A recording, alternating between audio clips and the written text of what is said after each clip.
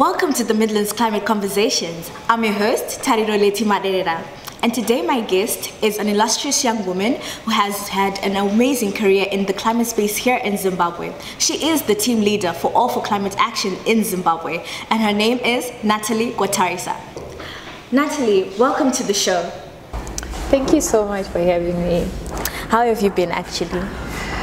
Right now, I'm not good. I'm so tired. So you're here in Gweru. There's something exciting that was actually happening today. What was happening?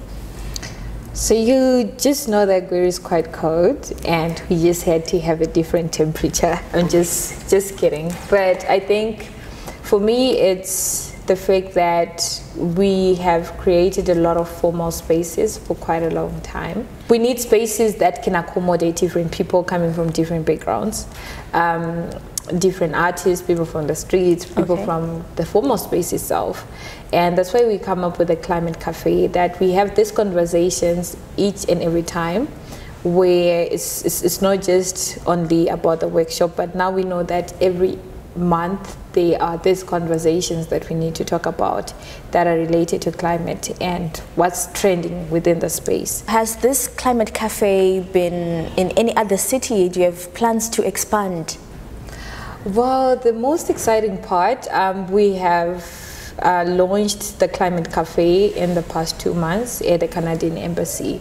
And it has been quite great getting different young people with different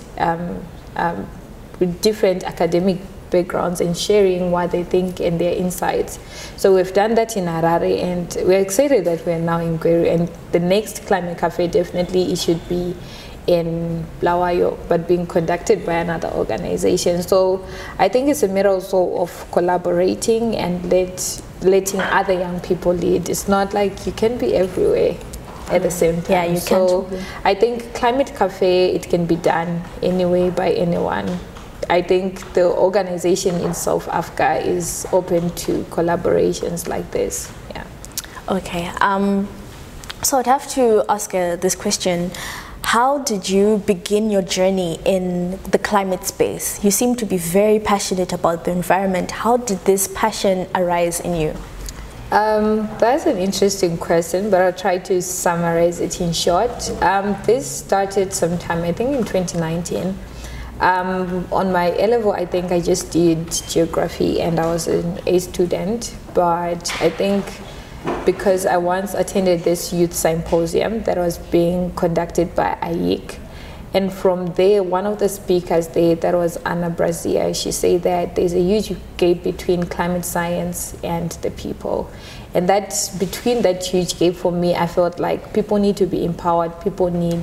They still need to raise more awareness. They still need to train people. They still need to promote public participation, access to information, all those things. So there is need for action for climate empowerment. That's actually quite true. Yeah. So I think from there, that's when I started working on it, volunteering with different organizations.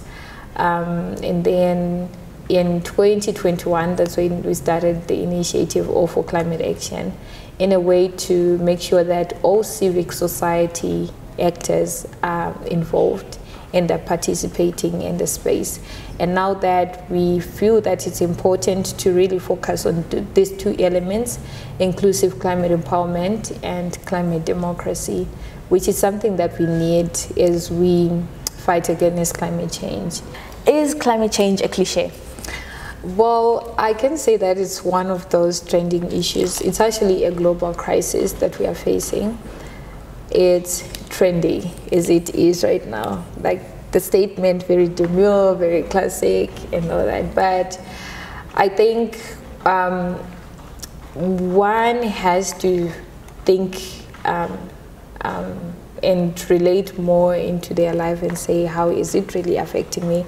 I'll give you an example of my mom. She does pig project, and normally she get her feed from the fields. So that means every rain season she makes sure that she plants maize. And last year, because of the El Nino, and also the previous year as well, she didn't get much yield.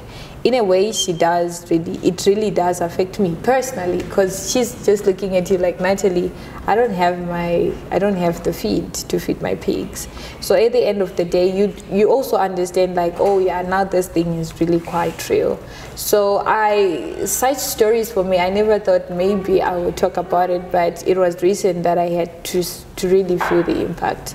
It might be not really direct, but it is really affecting us. So it depends with where you are and who you are, where you're standing as well. But I believe that climate change is happening. It's true. We're talking about even in the USA where the floods are happening, the storms, they are happening quite frequent. We're talking about the floods. We're talking about the droughts themselves, the heat waves. Look, even right now, you're asking yourself, is it winter or what? But I'm putting on 2 sweaters inside and a coat on top because it's cold. So by now, I'm sure, Gweru, we should be experiencing summer. Yeah. And by end of October, we should be experiencing the rain. It should be the rain season, end of October. But things are changing. So we can't really run away from it. It's happening. Either you can say that it's not, but it is happening. Going to the rural areas right now, there are a lot of cattle that are dying. In Bulawayo, in Gwanda, things are really happening there. So even people, most of the water bodies, they are really drying. Even talk about the one along Bulawayo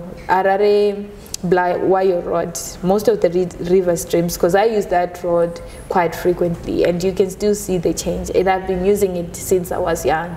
And right now the rivers are dry.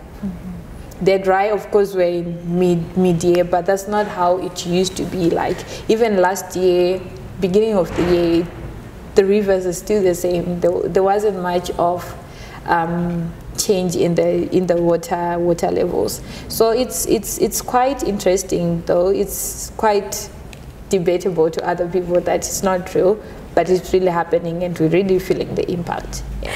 Well, thank you so much. This was a wonderful conversation, Natalie. Thank you so much for coming to the show. Thank you so much for having me. This Climate Conversations team would like to thank you for having us this week. And until next week, no one knows about it until we talk about it.